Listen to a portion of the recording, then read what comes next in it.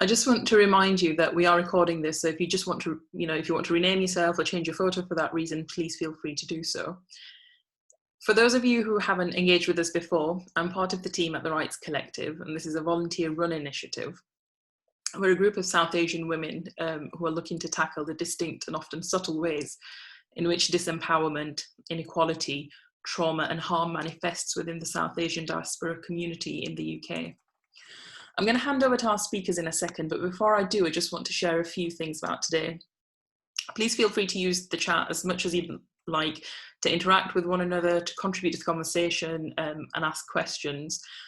Nishma's going to be moderating it and we'll be collating any questions that you ask for the speakers to respond to at the end. If you agree with something that someone is saying but you don't want to interrupt them, in real life we may nod our heads, but in the digital world that's a bit hard to register at times. So feel free to use the plus sign in the chat. So the more pluses that you give, the more that you're supporting the person in what they're saying. So feel free to use that as you wish. I just want to once again remind people of our community guidelines. By attending this event, we're acknowledging that we're here to learn, unlearn, to be challenged and to inquire with curiosity. We've got a strict zero tolerance policy against any forms of harassment and or bullying based on any identity. We really want to use this space to be one in which we can speak openly about people's lived experiences, but also to interact respectfully with one another. And finally, if you are going to be posting about today's event, feel free to tag us at the Rights Collective and use the hashtag South Asian Radical Visions. So this year, for the 16 days of activism against gender-based violence, we're hosting a series of conversations which are running along the theme of Another World's Possible. And in this, we're going to be exploring and imagining the possibilities for our future, which go beyond the current interlocking systems of oppression in which we're living in. And we're very grateful to Black, working class and Dalit radical thought and critical inquiry, especially by women, which leads the way in imagining and building a better future. And we hope that these conversations do allow us some space to also imagine our role as South Asians in the diaspora in creating the liberated world that we want to see. So today's event is the first of 3 conversations where panelists from different walks of life will be discussing healing within the South Asian diaspora. So speakers, I just really want to welcome you to this event, and I would like you to introduce yourself and start the conversation by reflecting on what was the main thing that came to your mind when you thought about the topic today of healing in the South Asian diaspora. And with that, I'm going to let you get on with the conversation.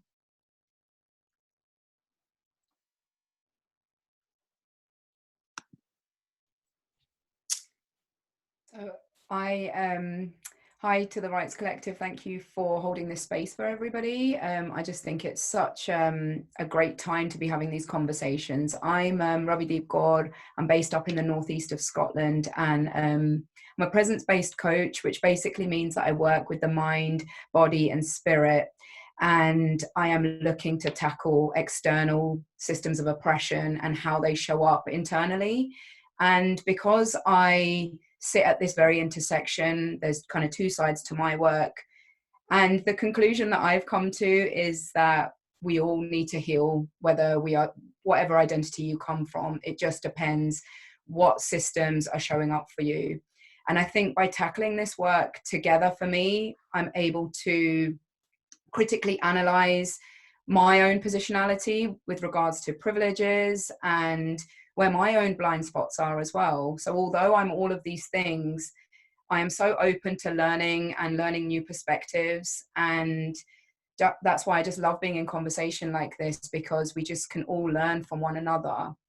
And I think when it comes to healing in the South Asian diaspora, it's just becoming more and more apparent how ancestral wounds and trauma show up for us. And I'm really, again, with working with the body, seeing how these things show up for us in our daily lives, and just connecting back into the present moment, which is kind of where all my work kind of surrounds. So in terms of bringing these 2 things together, I just feel like for our intended collective liberation, these 2 conversations need to happen together, and healing needs to to occur individually to then help the community to also heal as well. So yeah, that's me, and I'm just excited to have this conversation.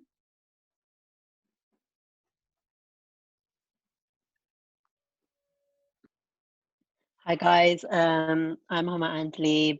I'm a mental health researcher, and I'm currently doing a PhD at UCL. I just started it about 2 months ago. I'm really passionate about using my lived experience of mental health problems in the research that I do, and encouraging others to do the same. And through that, encouraging service users and public and patient involvement in research to kind of strengthen the basis of the research that we do, and also make it more representative. And of course, that includes representation of the South Asian community, but also the Black community and other minoritized communities that are often discriminated against within research, indirectly, but has direct effects on our mental health, and also wider research that doesn't include mental health. And I'm super excited to be here today. Like, I love the Rights Collective, and I really am passionate about what they do. And I'm glad they're running this event on healing, and also just the Another World is Possible series, which looks like it's going to be a great series. But this one in particular about healing is something that I'm really drawn to, mainly because I'm really interested in the effects of migration, partition, trauma, and the patriarchy and the effects that has on women, and what that means for us in the South Asian community. And so relating to healing, the first thing that came to my mind was that healing is so complex and so multifaceted for us South Asian people, and South Asian women even more complex and even more hard to break apart. But when I say hard to break apart, it's not impossible. And as within the diaspora, you know, it's an even more complex life that we've lived compared to our elders and our ancestors, but we carry the impact, the effect of what they lived through, as well as the life that we've lived. So it's a really long history, and it's a really complex kind of thing to break apart. But I feel like conversations like this are what we need to kind of start breaking it apart, but not even start, because it's already started happening, but to further the conversation in what we need to do as individuals, and also as a collective when we come together in spaces like this.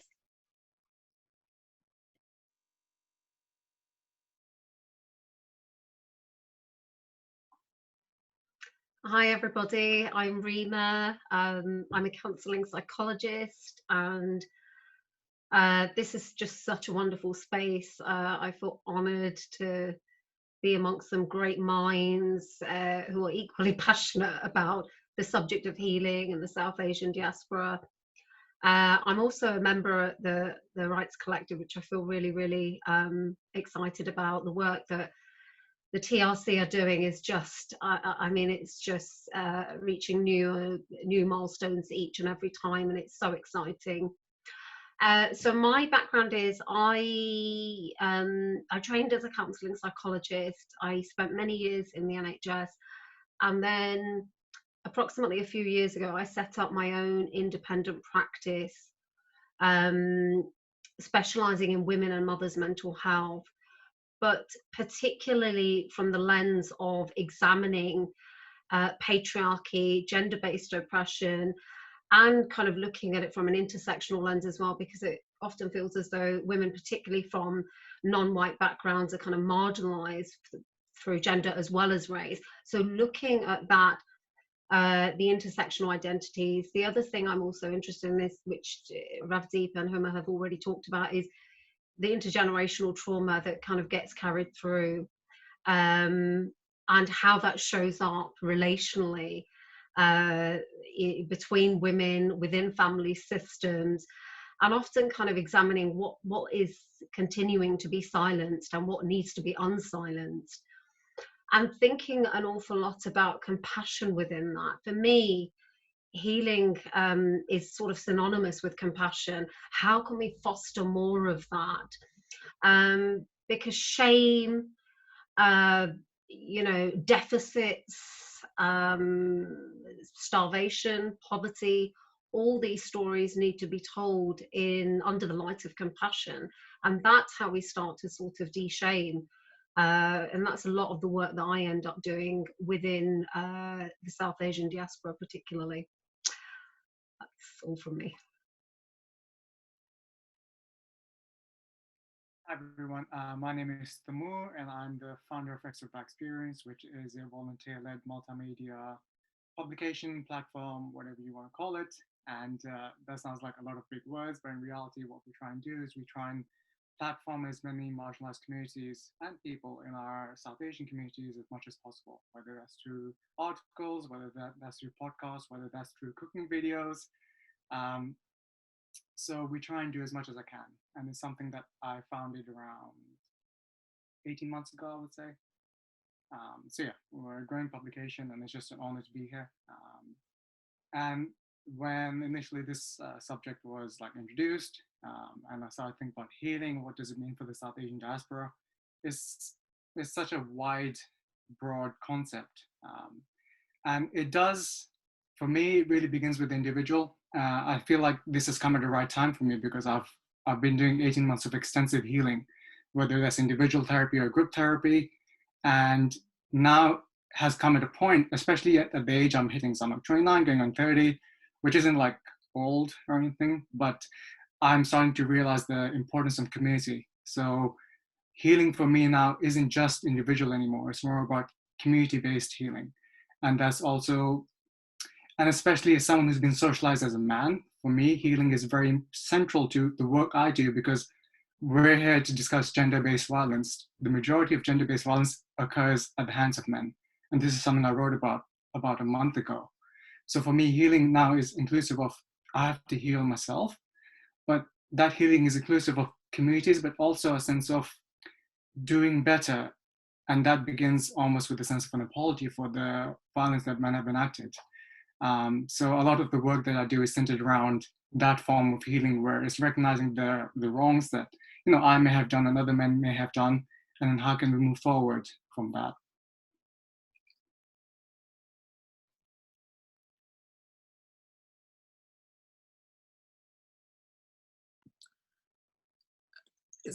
You've all mentioned quite, the themes around where healing can sort of start, and I'm just, I just want to invite you all to just reflect on that a little. What specific aspects do you think are there that the diaspora needs healing from? And maybe then, as you mentioned, there's been a lot of individualistic healing. What does a community healing look like? And once again, how would you relate that back to the diaspora and all the other speakers as well? What are your thoughts related to that?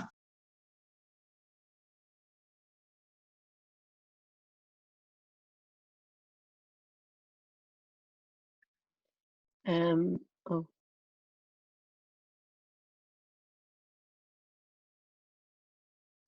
Sorry, go ahead, Huma. I was going to unmute, but then.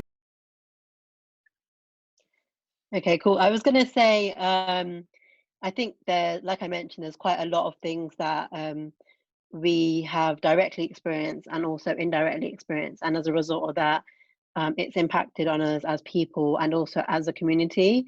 And I think what I was thinking when you were talking about it, Homa, was the word respect came up to me about how we see each other, and also what Temur was saying, because I feel like we demand respect from public figures like the government and from other senior people within society, but do we respect ourselves? Like, do we as a community respect each other? And if we do, how does that impact on our healing, and how does that contribute towards our healing? And if we don't, what impact does that have on our healing?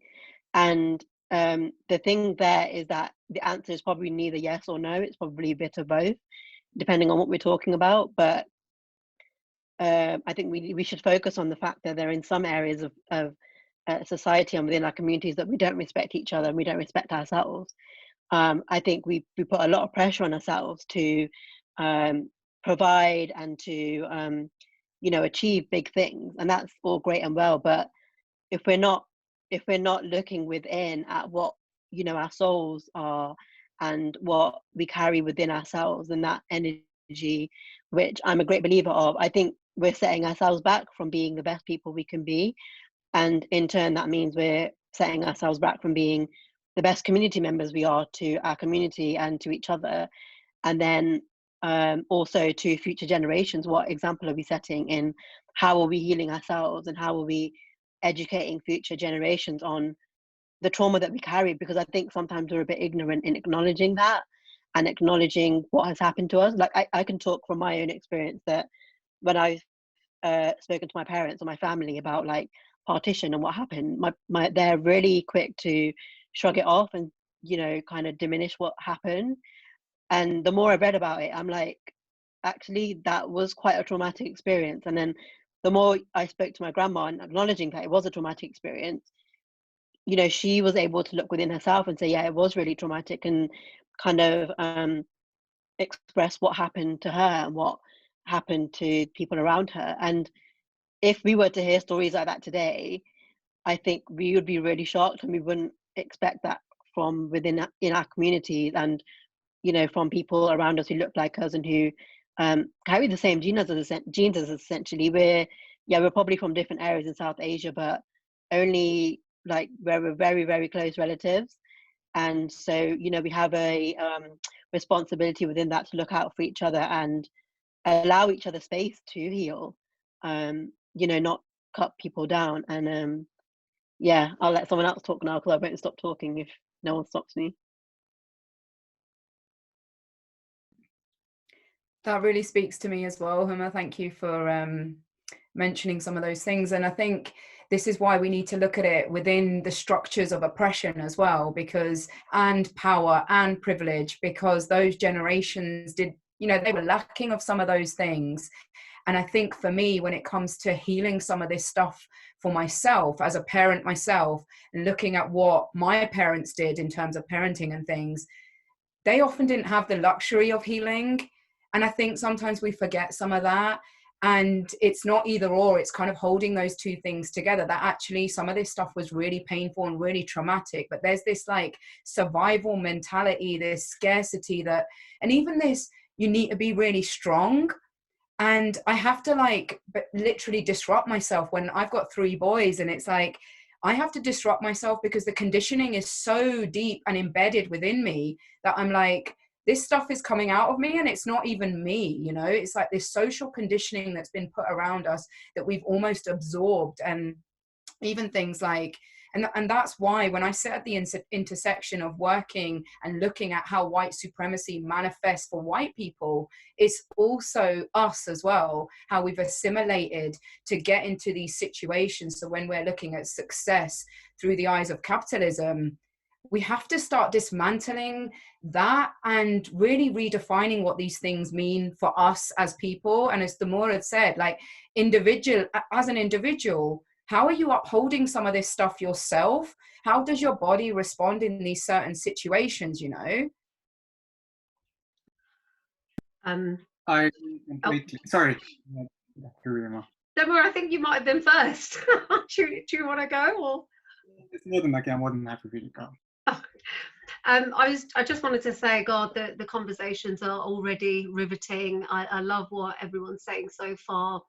I think one of the things I've often been thinking about is, you know, the level of attachment injuries, that traumas across within family systems and across generations, the level of those attachment injuries that have been caused by traumas. And it's not just an isolated trauma. It's not, you know, just as awful and painful and ripping apart stories of, you know, things like partition, forced migrations, things like the Ugandan Asian expulsion. All of those stories, all of those incidences and experiences were so tragic, but it's the rippling effect that went on to have. You know, when things like partition and Ugandan expulsion, I mean, by the way, that's my history. I've got that in my great-grandfather's history, my grandparents' history, which is why I'm very passionate about that as well. When families have been sort of ripped away from homes and lands, and what, you know, they use to make their living and livelihood and things like that, it's not like they stopped being parents. It's not like they didn't have relationships. That all continued. Babies continued being born. Being a parent continued, whilst the mind and the body had been deeply fragmented by you know, often kind of, you know, civil war, political changes, political kind of upheaval and things like that. And this is where connection and bonding between the generations, parent and child, or parents and children, and including grandparents and children as well, became really, really fragmented.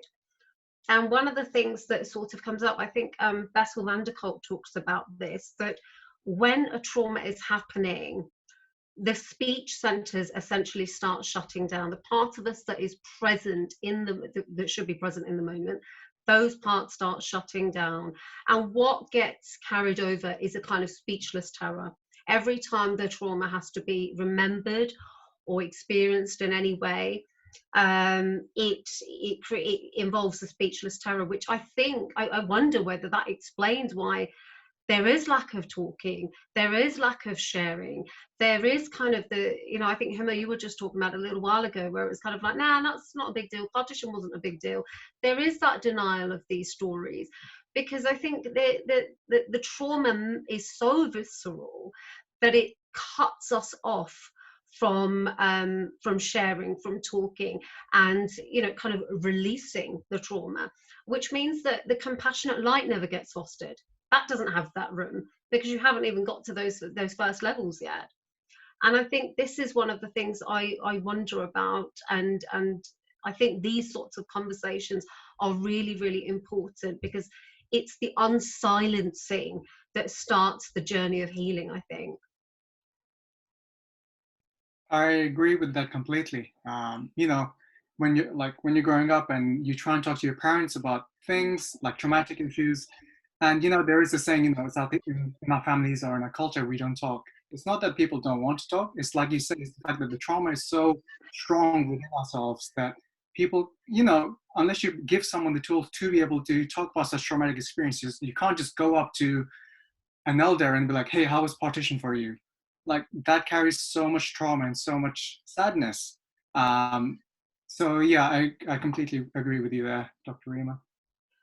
Yeah, and I wonder kind of a little bit about, you know, the keep calm, carry on narrative. I think it's been seen as a British narrative, but actually it's something we've easily subscribed to as South Asian communities, where it feels easier to do that than to start unpicking and untangling things that are ultimately very, very painful. And remember, trauma, I think, you know, these multiple traumas, by the way, you know, they rob us of so much.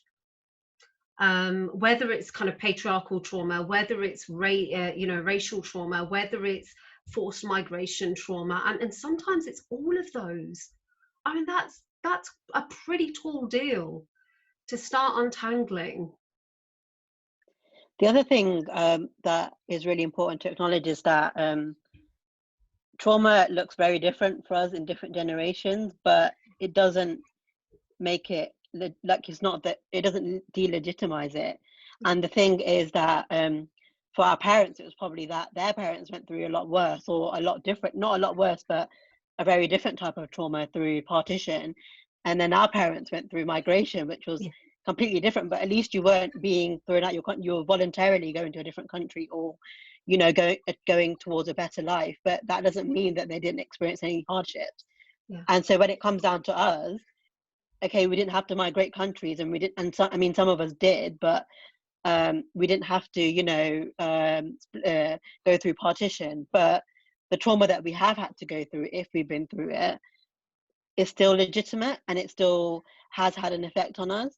And so I think when we look at our parents, they felt like they were really grateful to be in this country, and that they were, you know, in a land of opportunities. And speaking from my own personal experience, I'm not speaking for everyone's, but I know my parents are like, well, you can do whatever you want in this country. Like, there's nothing you can't do, and it's no one's going to stop you. You've got everything you can get.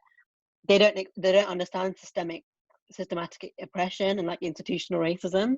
They're like, well, no, you can go wherever you want. All you need is the grades, and it's not that. And so for them, it was denial, but also they had this community that was their safety net. And because our experiences are so diverse and different, I think sometimes it's hard for us to fit into specific communities or specific networks, which is why something like the Rights Collective and other organizations like SAS and Expert by Experience are so important, because there's all these different places that we can fit into. And as much as it would be great if we didn't need these spaces, because we had this perfect life where we didn't need these organizations to give us safe spaces, I think it's really important that we acknowledge this space that we have, and also the fact that our experiences are legitimate and our children's experiences are going to be legitimate. And that leads on to what Ravdeep, you were saying about your children, and how we allow them to express the things that they go through, even though they may go through things that are completely unknown to us. Like, and in the context of the past year, we're literally, I was about to say we've just been through a pandemic because the vaccine's come out, but we're still in the middle of it, guys. We're in the middle of a pandemic. It's something our brains never, ever, ever envisaged happening. And so that was a really difficult time for us. And that would have been really traumatic for us as young adults, but also children would have experienced a lot of trauma being in some of the families that they're in because of the things we're talking about today. And so, kind of trigger warning here, like I disclosed my trauma during lockdown to my parents, and the reaction I got was not at all helpful for my healing. And in a way, I knew that was going to happen. I expected that, but not sharing it was like a little bit of hope in myself that it could have been something that it would have been a positive experience, disclosing what had happened to me, and it wasn't at all. But the fact that I acknowledged it and that I was able to get it out there made it feel real. Like, whilst it was just within me, it didn't feel real. It was like, is it just in my head? And just going back to Bessel van der Kolk's book that Rima mentioned, it was actually that book that made me that kind of legitimized my experience to me. Like, it was like, this is real, and trauma is passed down within families, and if our parents experienced it, we're statistically more likely to experience it, and if we've experienced it, our children are more likely to experience it. I think that's quite an important point, which you've all actually come to about the intergenerational trauma, and the fact that trauma has existed before. There's still the effects that generation is reaping, and we're sort of having to experience and to deal with our own sort of demons in that arena as well. So I guess one of the things that I want you all to think about is, how do you think healing had occurred for the generation that, let's say, went through the partition, and what gaps, if there are any, in terms of the healing that a younger generation is doing, and has there been any wisdom that has been passed along, and what do those healing spaces look like? And feel free to bring in your experiences with what you've been doing as well, and maybe give and to draw on that and extend on that and give us an insight on what sustainability of healing looks like as well. It's a very deep question, but it's also a very sad question for me, because we immigrated to the UK when I was 9. My grandparents both passed away in the time we could go back because we couldn't afford to go back. And it's just and I've been going to Tulaki's men's mental health forums for about a year now. And it's just a space for South Asian men who identify as Punjabi to come in and just talk. And being in such a healing space has been so nourishing for me. Like, I can't speak about it enough. We come in, we talk about a subject, we speak to each other, we speak without judgment, we speak about feeling like we are being judged. And it makes me sad to know that it would have been so beautiful to have had that space with someone like my granddad or my grandmom who went through partition, right? And it's for me, that question almost feels like a sad opportunity because it's something I wasn't able to do. But I feel like the templates I'm experiencing now exist for us to have those conversations with all the generations who went through such trauma. Do you think, this is just as you're talking, the wheels in my head are going.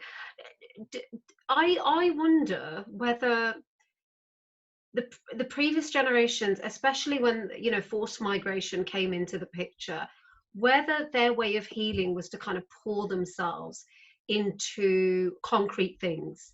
So it became about survival. It became about, okay, we've been ripped away from everything. There's no roof over our head. We have no livelihood. And we know those things contribute to complete lack of survival. So survival mode makes us think about concrete things like, you know, okay, I need money. I need a roof over my head. And, you know, whilst those things seem very, very normal, one of the things that I often see is there's still a fixation on some of what you're talking about, Ravdeep, earlier, that the kind of subscribing to the capitalist system of, you know, these obsessions that I see of big houses, big cars. And that's kind of become a mark of success, a mark of having made it. And I don't know whether the kind of the concrete survival even that was sort of construed as this is how we're going to heal, whether that's almost just carried on. Yeah, I would agree, Rima. I think that level of attachment as well almost has erased some of the issues, but they've manifest in different behaviors and then mental health conditions that we're seeing in the elder generations, or substance abuse or misuse and all of that stuff. So although on the surface of it they will say things like we're fine, but this attachment to things, and it became really apparent for me when I became a parent. I'm a parent of twins, and I had a successful, on paper, legal career, and I decided at that point to be a stay-at-home mum. And the pushback that I got from my own parents, because the attachment that they had to education and success from the lens, and again, this comes from the lens of whiteness, and we have to bring in like a colonial mindset, like how colonization has allowed us to think in these westernized ways. And just as you've all been speaking, it just kind of, it's kind of against our culture. Like when we think about how we grieve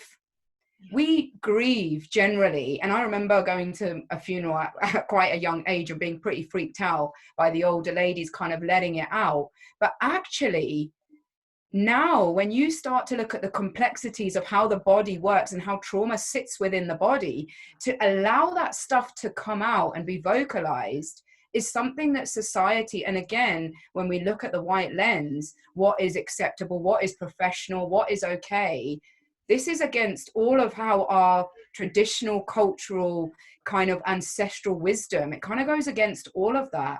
So I think tapping in for me, in terms of like, you know, we have got mainstream kind of therapy, and it's great to see like people like you and, you know, other therapists coming in and looking at different ways. But I also think like self-healing, tapping into like spiritual wisdom, like I'm from a Sikh background, and a lot of the spiritual ways that I show up in the world is coming directly from Sikh scriptures.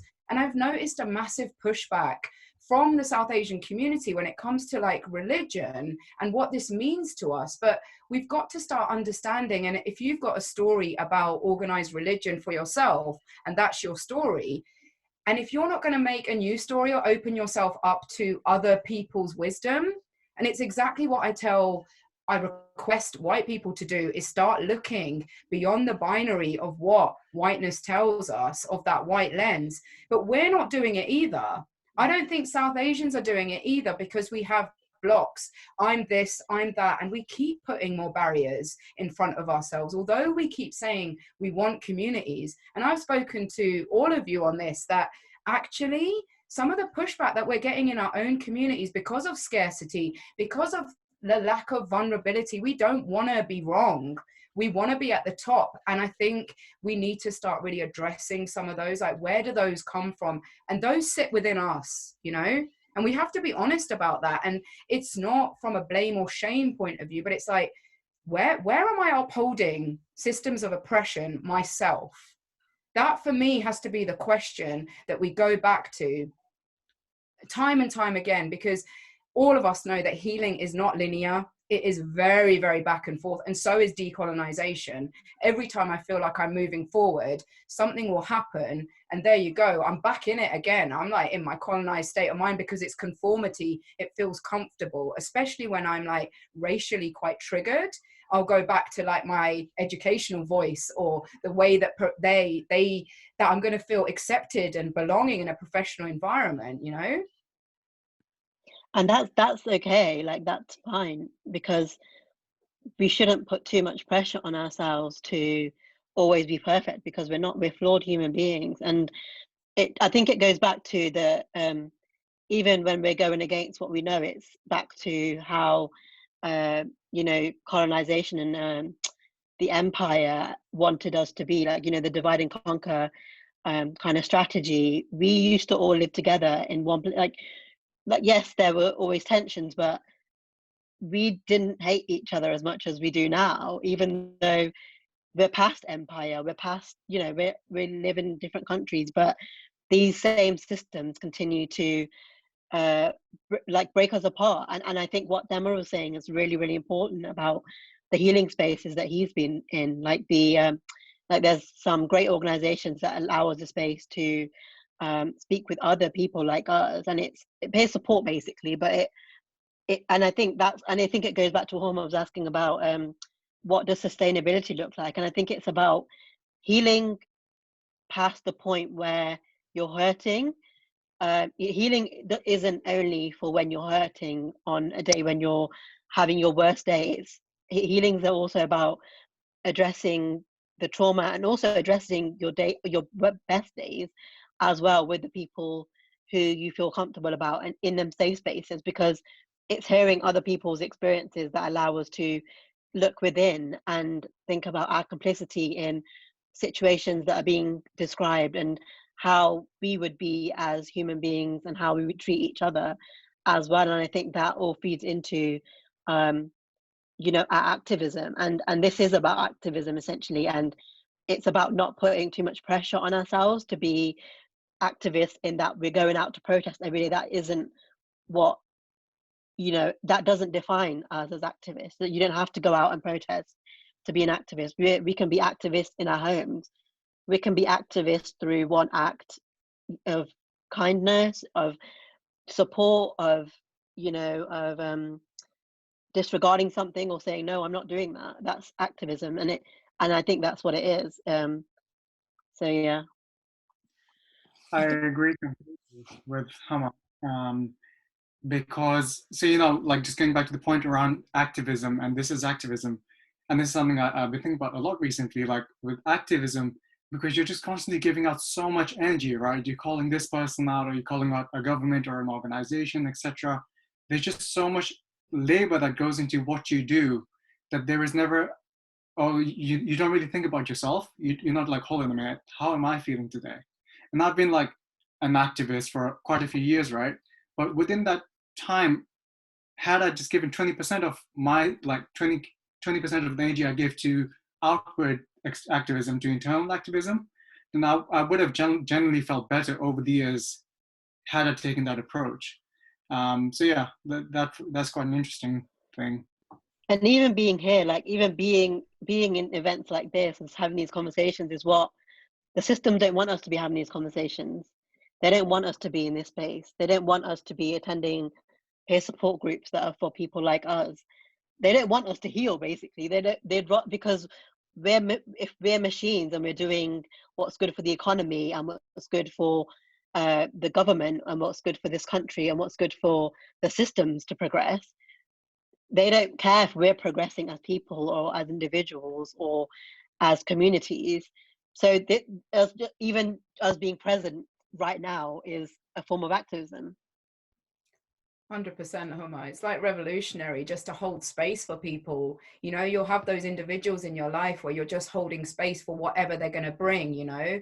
And I just feel like we need to just get more open with that actually I coach with a lot of activists, and the thing that they struggle with the most is literally looking after themselves. And it's like, because you're still part of that system and we're mirroring that system. Like, we were having a conversation about social media just now, and it's like, social media is a great way to communicate. However, it mirrors the capitalist system that we're trying to deconstruct, the thing that we're trying to dismantle.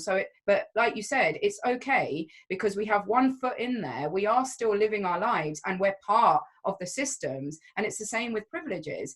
Rather than feel like shy away from them, I'm like, let's open them all up. Where are those privileges? Come into the conversation and acknowledge privilege, because then you can redistribute it. If we keep it to ourselves and it's invisible, like you said, the violence just keeps ticking along quite nicely. And I think we need to look at how we behave with ourselves when we don't do something right per se, or we muck up or whatever it is.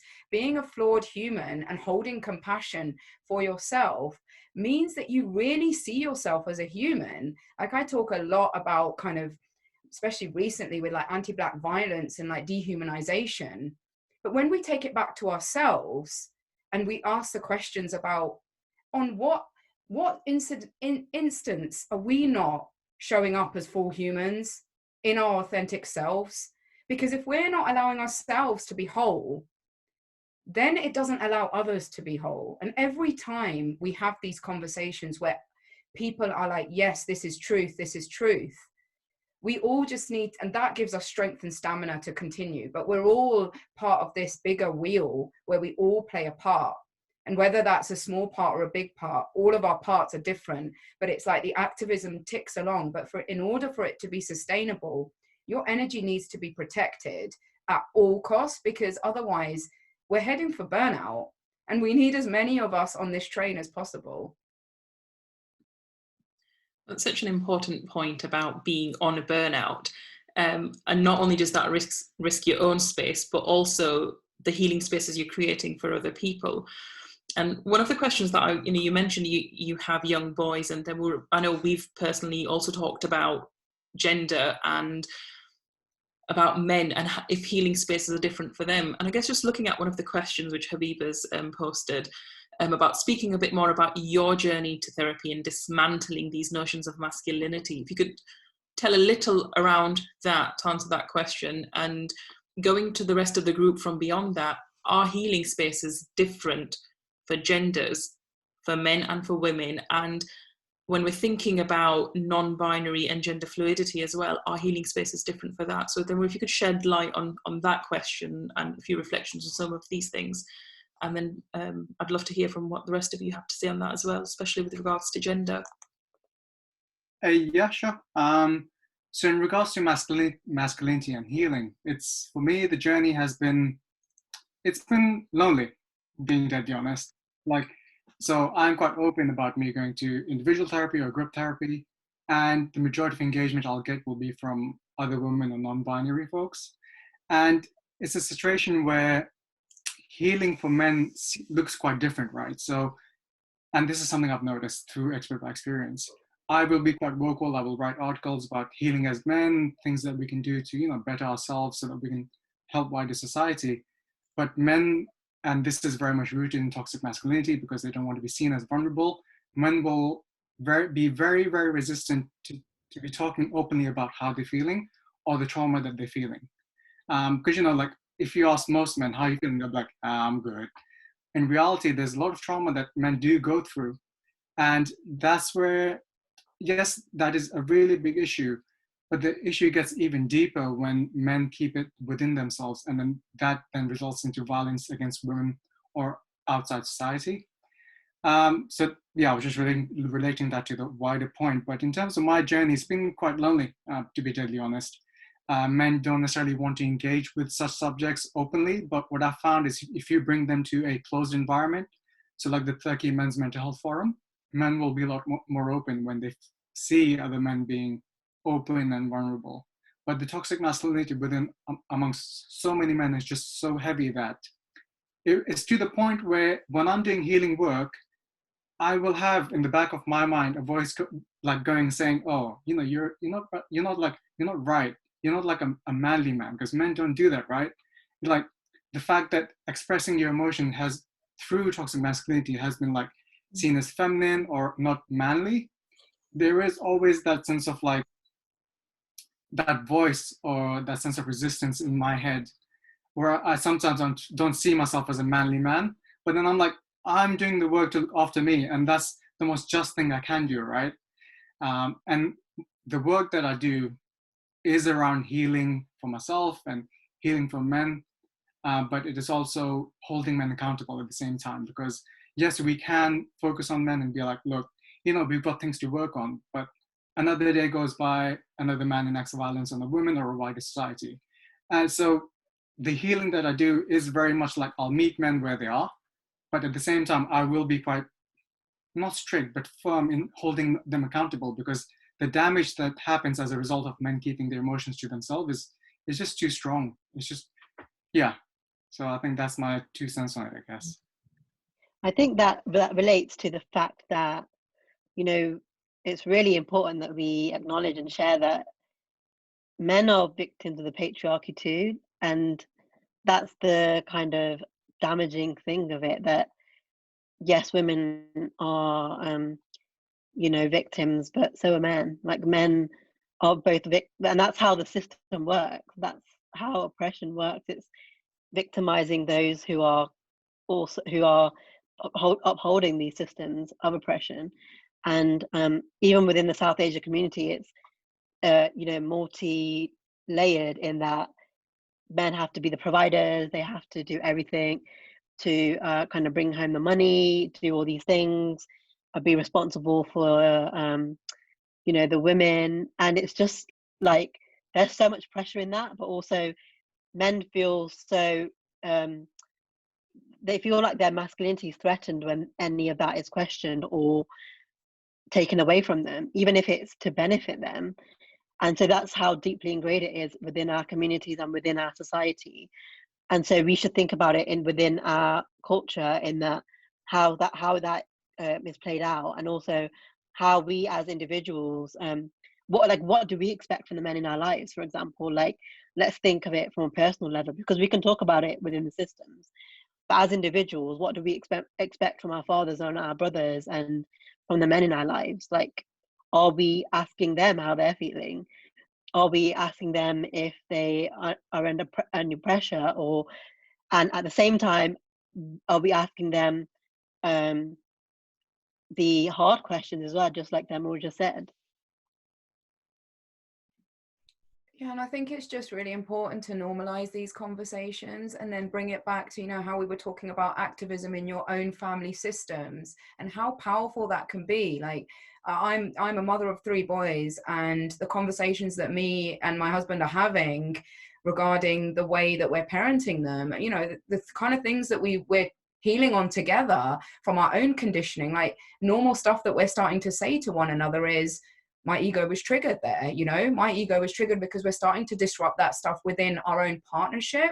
But it's also been interesting, and this is what's so beneficial of sitting back and critically examining how you play a part in it, but how the wider system as well. So how grandparents, how this kind of toxic masculinity kind of trickles down, because I've got twin boys who are completely different in how they deal with their emotions, and neither is wrong.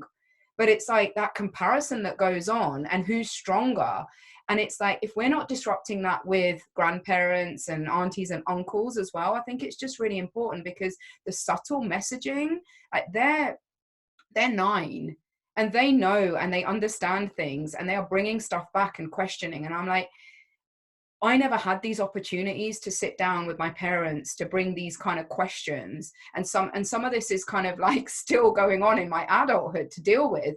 But it's like giving children and any children in your life some space to just have these open conversations, because again, secondary trauma, the things that are going on in the Punjab right now, like I shared a story about my son and him not understanding, like wanting to get involved, but then also not understanding that what he was feeling was a sense of trauma, ancestral wounds that are being like opened up, that he knows bits and bobs about, but he doesn't know what's going on. And I think just even that, holding space in a way that we're not accustomed to, rather than it's fine, you're strong, get on with it.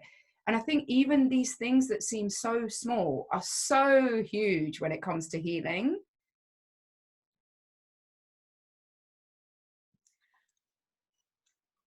Yeah, just hearing you guys, my head is just buzzing. I just love, Demra, how you were opening up about toxic masculinity there, and how it sounds to me as though you're experiencing kind of unlearning with that.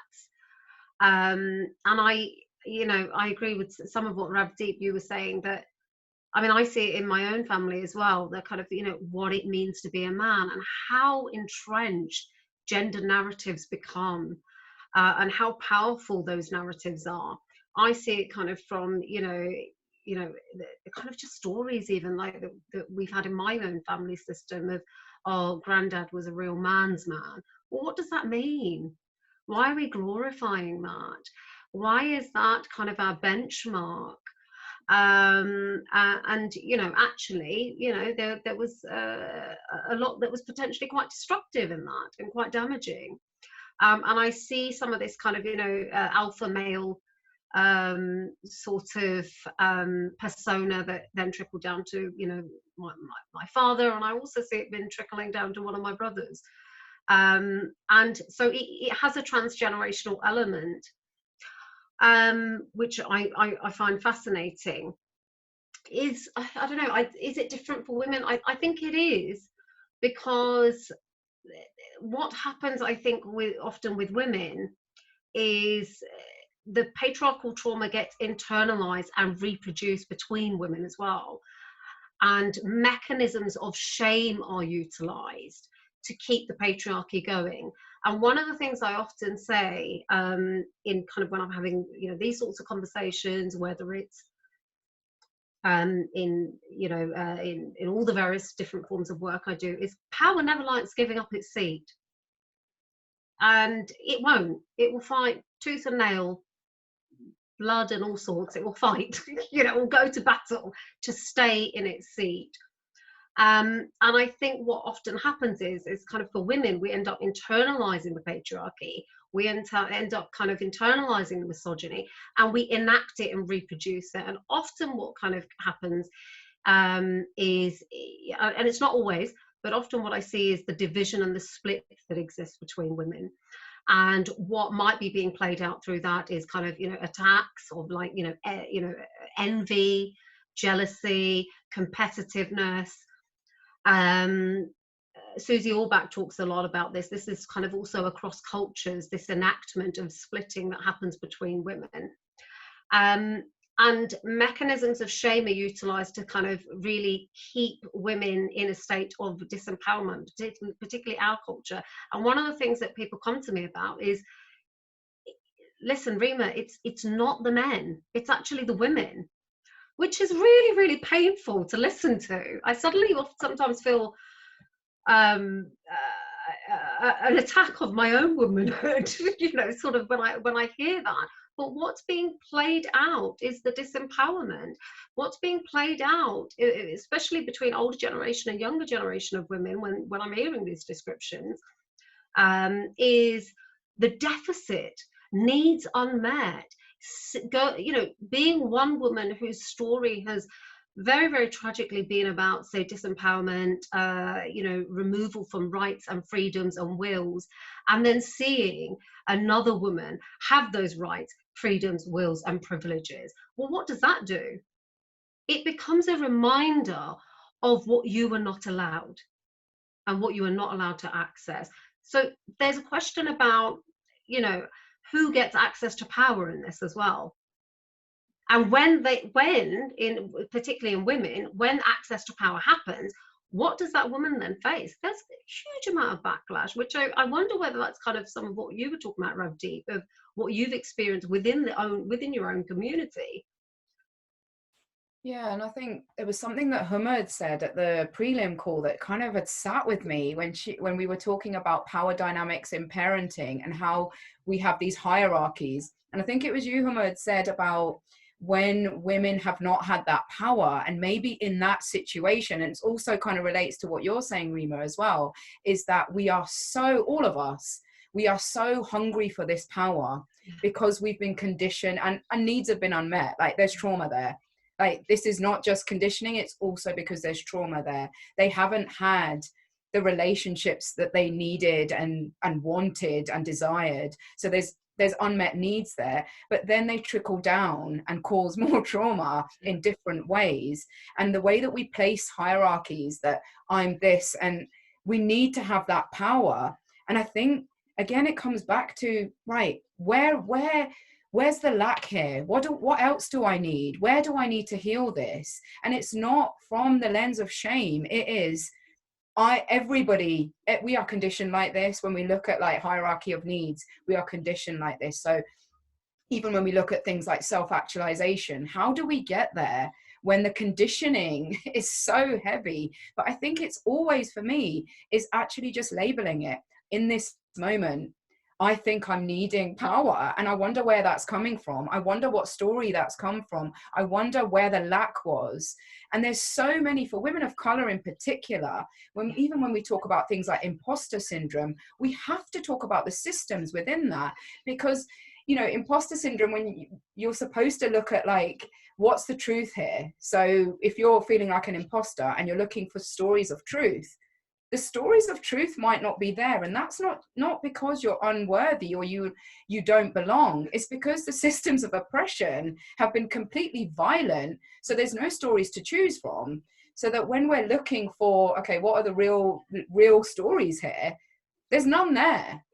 And I think we have to really start talking about, okay, and that's where the kind of infighting and the projections come from. And Audre Lorde talks about this a lot. She's got a fantastic essay on angry Black women. And honestly, I see so much of it played out in the South Asian community as well. Yeah, I agree. And I wonder whether it's a demonstration of that identity-based trauma that kind of just keeps carrying on. And it's just fascinating when you start to really unpick it and start having conversations. One of the other things that I just wanted to kind of add on to that is what often kind of happens in that division between older women and younger women is I often hear language around kind of, you know, the women have become the double agent of patriarchy and sort of things like that. And, you know, I think that there's definitely a legitimate argument there. But I just, to kind of, I suppose, widen it a little bit, I also wonder whether that then keeps the shame in the space where the older generation of women have been kind of viewed as, you know, enacting power play, you know, becoming the double agents of the patriarchy, as we said, where kind of, especially when status becomes elevated through, say, birthing a son, by becoming mother-in-laws, all of these sorts of things, they become kind of milestones of power. And sort of, you know, a lot of women said to me, and then once they get to that place, they start becoming the ones to marginalize, especially the younger generation of women. And what happens is this dance of attack versus attack, where then the younger generation of women start to feel, start to conceptualize it as, okay, she's the double agent of the patriarchy, and suddenly that woman's cut off. Like there's no room for her anymore. Rima, that loop that you've just mentioned, it's absolutely, it's fascinating, and it's really endless, isn't it? Yeah. And we've spent, you know, a good chunk of time reflecting on intergenerational trauma, the colonial mindset, and the problems. I think we really know what the problems are. And I guess, you know, my sort of question is, how can people and wider society offer solidarity and enable spaces to become healing in the truest sense of the word? Because we use the word, but what does that mean? And especially going back then more to, you know, this sense of toxic masculinity, because there can be this sense of, you know, men are often the perpetrators, but there is a group of men that healing, you know, it means something different, and it's a different process. So I guess from the world to men, what does that space look like? And if the other thing, Rima, question for you is that how can an individual then protect and take care of themselves? So we'll just go over to Thimur first, and then to you, Rima, to answer that. Sorry, can you just repeat the question, please? So how do we create solidarity and a healing space? What does that entail? And, you know, especially through the lens of your work and when we look at gender. So what are the ingredients, so to say, of a healing space? I think one of the key ingredients is meeting those who have been socialized and identify as men, to meet them where they are. And I think that's because, so we're talking about, you know, toxic masculinity, and Dr. Rima rightfully pointed out, one of the key things that toxic masculinity has is shame. It uses shame on such different levels. And shame is something that toxic masculinity uses against men as a way to keep them quiet. So one of the key things I've found is, you know, you should never shame people, because men are so afraid of being shamed, that you really have to take that step forward, or take that extra step to meet them where they are.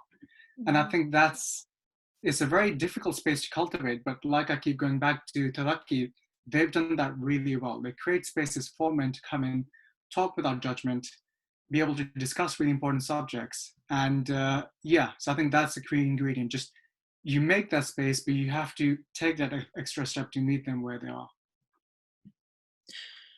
And Rima, I know that I asked you the question of what these protective spaces look like, so that would be quite good. And I guess from moving beyond the answer that you give, Rima, for the rest of the speakers as well, I guess what I want to now maybe think about is, what is it that we actually want to see happen? You know, what does the future hold? What should it hold? You know, what are the practices that we want to amplify and create in the communities? Because the theme is another world is possible. And, you know, what is this world? You know, what are we striving to? What should we be working upon? And, you know, please bring in your own experiences professionally and personally as well to give us insights. Yeah, it's a really, really complex question, a tough one. And I've had my own journey with it. I kind of, at a personal level, I utilize anything and everything, because I think that there's almost, when you're trying to figure out what things heal me, there's almost a trial and error with it. There's trying things out. I mean, for me personally, writing is a godsend. Whether it's kind of journaling, whether it's kind of poetry, whether, you know, all forms of writing, I find very, very healing. And I certainly bring that in as a professional as well in the work that I do. I often talk with people about compassionate letter writing.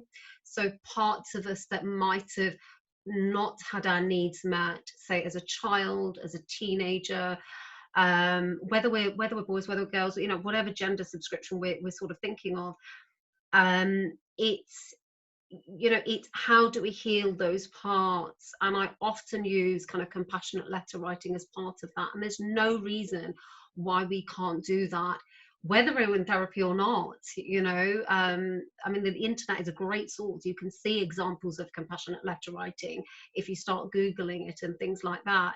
I'm not saying, obviously, you know, I'm a psychologist, so I'm not going to say don't go to therapy. You know, that may well be part of the journey. That may well be part of the healing. This work is hard. So it may be that a person has to think about kind of therapy as well as kind of what they do in their own kind of space, such as the writing, such as poetry. For some people, you know, writing doesn't work. It's artistic endeavors. It's connecting with nature. It's connecting, you know, what Ravdeep was talking about connecting spiritually and religiously. For some people, it's all of those. And what I kind of, you know, at the beginning I was talking about, you know, healing is, for me, is synonymous with compassion.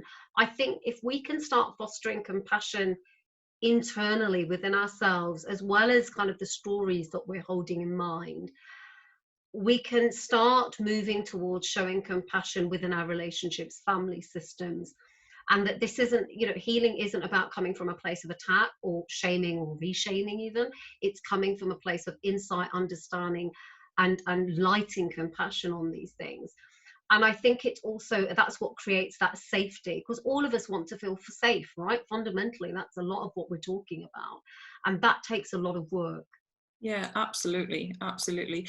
And I guess just, you know, with this theme of, you know, what we want to envisage. I mean, how you talked a lot about families and hierarchies, and, you know, talking to the elder generation. So I guess one of the key questions is, how do we try and hold a space for the older generation when we're trying to unlearn our own conditioning?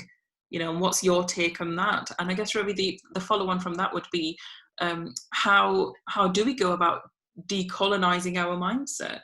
So we'll just start off with Hummer with that one. From my personal experience, what's really worked for me is just addressing the things that people don't address in the nicest way possible. So without hostility, without anger, and just being really honest about, like, you know, being honest, the kind of reciprocates honesty, I feel like, in terms of history. Like, when I've spoken to my grandma, I've just been really open and said, like, oh, I saw this, or I read this, and, like, do you know much about it? Or, like, do you remember a time when, like, you used to live amongst Hindus and Sikhs and other people who, you know, before partition? And she was quite hesitant to start with, but then I just every time I see her, I just ask her something different, like, you know, how did you feel when you got married? Like, when did you, you know, things like that. And it's not expecting everything in one conversation. It's however much that other person wants to share at that very moment in time. Like, there's some days my grandma's like, I don't want to talk about anything today, and that's absolutely fine. And some days she'll just want to sit there and, like, reel off her entire life story, and that's absolutely fine too. And it's me being okay with whatever she wants to say and whatever she wants to share, and me also doing the same thing back about how I'm interested and what I want to do with that information and why I want to know about it. And I think it's been really nice for her, because I don't think she's ever had someone sit down and ask her, like, how was your life? And she's been through quite a lot of things, and it's been really nice for her to be able to know that someone wants to hear that, and you know, the person sitting next to her doesn't just want to hear the gossip about how her daughter-in-law treated her that week. You know, like, it's a completely different conversation, and it's breaking that habit of, you know, maybe the elder generation are more into talking about whose daughter got married this week or whose daughter eloped, you know, the week before. But it's breaking the habit of, like, okay, well, why don't we talk about your life? Like, how was your life? What happened to you? How was your parents' life? And it's bringing in that emotion, and it benefits me as well, actually, in that it's knowing the journey that your ancestors went through and feeling that energy when you're having that conversation. And that's been a really big thing for me. Like, it's brought out raw emotions, like I was there during that time. In a way, I was, like, my energy just feels like I'm reliving something I've already been through. And in that, that's part of the healing for me. Even though I'm allowing the space of my grandma, it's healing for me in that I know what they went through now, and I'm not asking questions about, maybe they went through this, and I read about this person who went through this, I wonder what my family went through. And it's understanding and acknowledging that, as sad as it sounds, there's only a limited amount of time we're going to have the opportunity for. Like Demar was saying, he wishes he had that with his grandparents, and I wish I had that with my grandfather, but I didn't. And, you know, it's hearing about how amazing he was, making the most of the people who are with us today, and understanding as much as we can before that time's up and we're left with all these questions that have been left unanswered. And I think someone mentioned in the comment section about, you know, having that conversation without your parents getting angry. And that's a really difficult one, but I think over time, the conversation just softens, because you're having the conversation without feeling anger. It's just trying to understand without placing blame or placing fault on anyone, because it's nobody's fault. It's the systems and what happened to us that's affected us. And it's also understanding how you feel when you have that power. You know, it's like I personally, I'm happy to share that growing up there, I had a lot of hostility that was passed down to me towards other people who weren't like me, who weren't Muslim, who weren't Kashmiri, etc. But opening up my heart and opening up the space to get to know other people who are Hindu, who are Sikh, who are from Pakistan, who are from India, you know, like, just feeling that sense of connectedness is like, I don't feel like I'm better than anyone else. There's no power there anymore, but I feel so much better. It's like, what do we need power for? Like, what are we getting from that power? Is it it's ego, like Ravdeep was saying, and that's fine, acknowledging that. But you know, without power, we're also fine, because you know, having that, breaking down that hierarchy is where it's equal for everyone, and that's ultimately what I think we should strive for. I love this, Huma. I think like we're just so on the same page. And I would mirror a lot of what you're saying, that in order for us to self-heal, anybody that kind of knows anything about me, I talk a lot about this present moment awareness. And I want to just take a second for all of us sitting here to place our feet on the ground, and like wherever we're sitting, just to feel that seat beneath us and really feel into the presence of like this moment. Because if we allow ourselves to open up to the moment as it comes, we really open up like our perspectives, but we also start to see where we are in comparison to everybody else, and we start to see our whole human self, and how we're all flawed and how we're all struggling in different ways. And stillness, like cultivating a sense of stillness, is again a way to dismantle the capitalist mindset, because the capitalist mindset will tell you you need to be doing. And I am inviting everybody to just be, just be for a second, and use that stillness when you're taking yourself in conversations that may be a bit difficult. And when we're talking about the elders, we need to hold compassion for the duality of the experience, that they were not humanized in a lot of ways. They were not sitting with the same sets of privileges. And that doesn't mean that some of their behavior wasn't harmful, but it's holding space for the human behind the title almost. So grandma, but it's also like the mother of, or the sister of, or the wife of, and really seeing the human behind it. And I just feel like as a society, we don't do this. Like we hide behind statuses, hierarchies, and power. But and it's not wrong or right. It's just the way that the world is. But once you start to see that, you're able to disrupt it and hold compassion for yourself and others. And I think when we talk about healing and, you know, even therapeutic models of healing, we need to start kind of moving away from some of this westernized, even when we look at where it's coming from, and whether it's really, is it really feeding some of our needs? And when we talk about decolonization, it is again going back to your roots. Like, what do you know about your own history? Is that something that you can delve into gently? Because once you start to know the story of where your parents and grandparents came from, you start to see them in a different light. But you also start to see how colonization has caused so much trauma. And this thing that we're talking about, even holding on to concrete things, like Rima said, like everything, like literally everything is interconnected. Everything that we see, our ego will always be there, and it will basically say, don't go there because it's too harmful. But it's not protecting us, because the more we open up to vulnerability, the more, again, we start to dismantle some of this stuff. So I think it's just always holding those two kind of spaces of, there's systems of oppression all the time in the background. They're kind of like wiring, and like, I'm sure it was Demura that had said, like, who is it that's even speaking? Like, I talk about like my gray hair a lot, and it's something that I grew out over lockdown, and I absolutely love it. But it's like, there's a voice in my head that's like, don't do that. That's not the way that women should show up. But it's also been interesting to see the elders and how they've reacted to me. And it's like, projection again.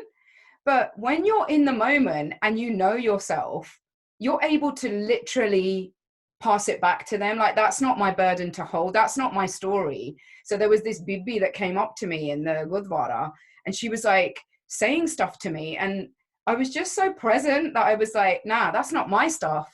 Bibi, that's yours. That's totally yours. But it's like, I just held space for her and carried on. But there were times in the past that I would have internalized that, and that would have been come about me, and I'm not good enough and I don't belong. But the more that you push forward with the conditioning and understand how it shows up, it's showing up for all of us at all times. Disruption comes from being present, not looking too much forward and not looking back to old stories, and healing from like real trauma that's there. But I think just having these little pieces, it's almost like a toolbox. I say to my children, what are we going to use from your toolbox today to cultivate a bit of stillness? And it doesn't need to be half an hour of yoga. And I think we place so much emphasis on these big things. I'm talking about take a minute and listen to a song, go and cook, get your hand, like Indian cooking, like Punjabi cooking, Pakistani cooking, it's all to do with using your hands, and sensation is the quickest way to get into the present moment. And that's how we decolonize as well, because we are, like Huma said, we're almost like speaking to the ancestors through sensory. So art, music, food, these are things that we do and we don't see them as healing, but honestly, they're so healing. Making atta, someone saying, yeah, because you have to use your hands, right? Yeah, that's quite fabulous. And I think as soon as you mentioned food, guaranteed, no matter what space you're in, that place is going to light up. It's been such a fabulous discussion, and there's plenty that I think all of us are taking away from this, and we are drawing to a close, and before I sort of go on to formally close, I do want to ask our speakers, so the theme of the series, as you know, is Another World's Possible. And are you able to share with us one thing that you envisage when you think of this possible world?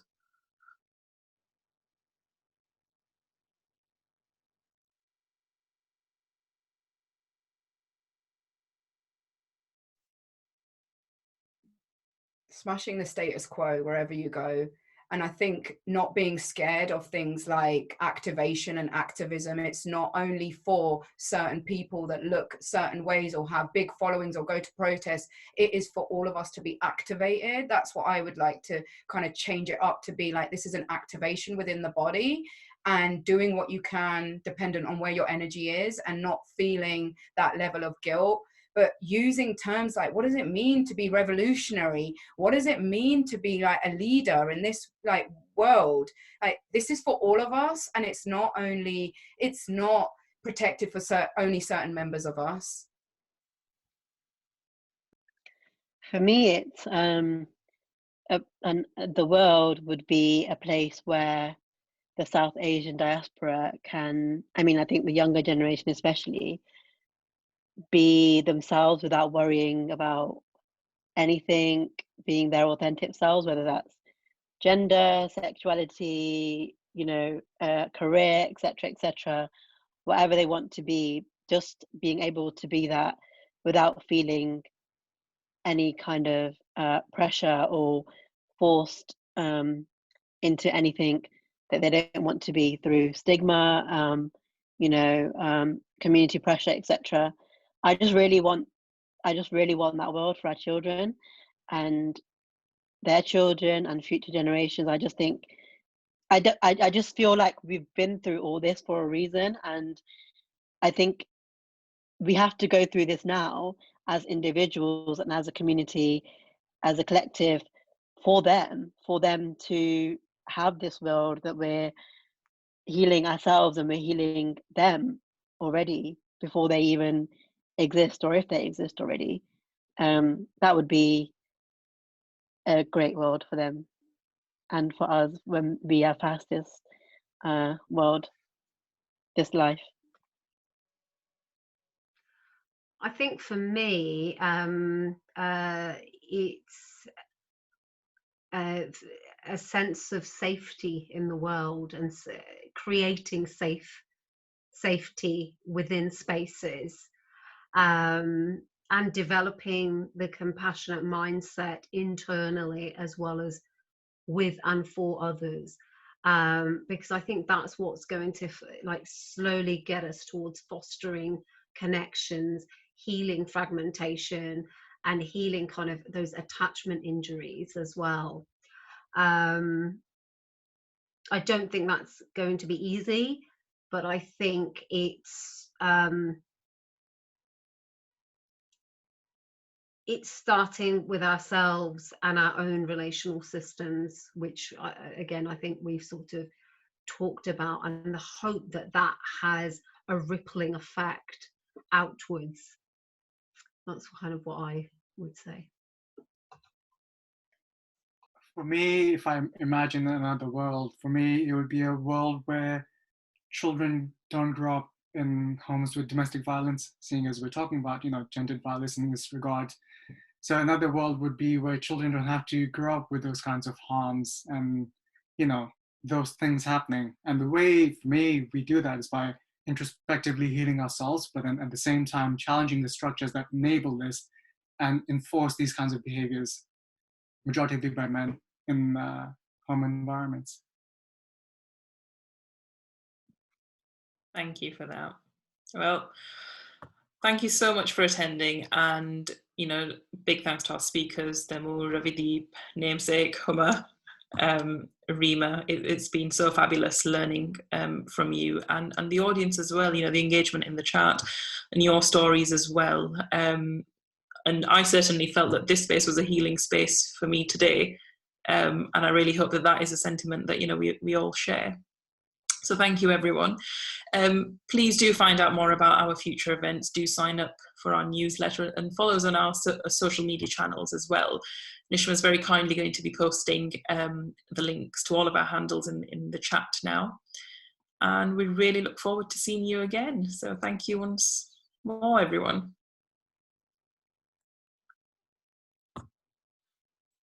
Thanks, Guy. Thank you for this space. Bye. Thank you, Thank you.